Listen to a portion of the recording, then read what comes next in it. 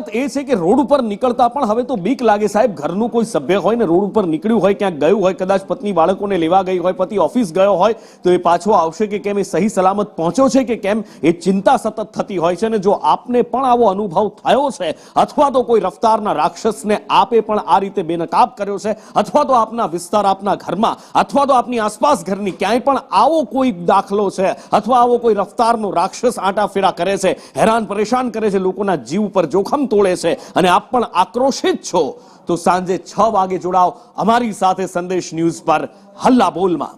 આગળ વાત કરવી છે એવી કે જે કદાચ માનવામાં ના આવે. આમ તો એવું કહેવાતું હતું કે ગુજરાતની સરકારી સિસ્ટમ સુધરી ગઈ છે. નરેન્દ્ર મોદી જ્યારે 2001માં ગુજરાતના મુખ્યમંત્રી બન્યા એ પછી એક્ઝેક્ટ 9 વાગે 10 વાગે તો ઓફિસો છલોછલ રહેતી, કામ વ્યવસ્થિત થતા, અને આપણે જોયું પણ છે ગુજરાતની આખી ફિતરત બદલાતી જોઈ છે. પણ જેમ સાગમટે જમણવાર હોય એવું રાજકોટ પીજીવીસીએલ ઓફિસની અંદર સાગમટે જાણે બધા જ કર્મચારીઓ અહીંયા સુવા જ આવતા હોય એવું દેખાઈ રહ્યું છે. ને આ બોલતી તસવીરો છે કે કેવી રીતે કામ થઈ રહ્યું છે. વાયરલ વિડીયો થયો અને પછી તંત્ર હરકતમાં આવ્યું. સંદેશ ન્યૂઝ એ ઓફિસે પણ પહોંચ્યું અને હકીકત જાણવાનો પ્રયાસ કર્યો.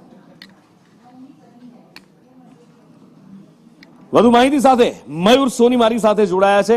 મયુર, સાગમટે જમણવાર સાંભળ્યું છે, પણ સાગમટે આવી રીતે બધા સૂતા હોય અને એ પણ સરકારી કર્મચારીની અંદર, એટલે કે કચેરીની અંદર, આ પીજીવીસીએલ ની અંદર આવી રીતે સૂતા હોય, તો હવે એને કહેવું શું? લોકોના કામ કેમ નથી થતા?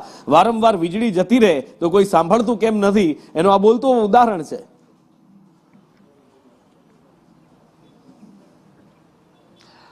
નુપુર, સામાન્ય રૂપથી જ્યારે ગુટલીબાજ કર્મચારીઓની વાત આવે તો સરકારી કચેરીના કર્મચારીઓનું નામ મોખરે આવતું હોય છે.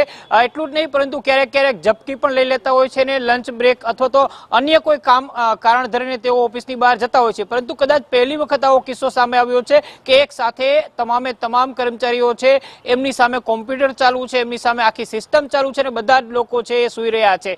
વિડીયો વાયરલ થયા બાદ તંત્ર ચોક્કસ હરકતમાં આવ્યું છે, પરંતુ સવાલ એ ઉઠી રહ્યો છે કે આવડી મોટી બેદરકારી પીજીવીસીએલ ની કચેરીની અંદર કઈ રીતે ચાલી રહી છે? શું એમને એમડીને ખબર નથી?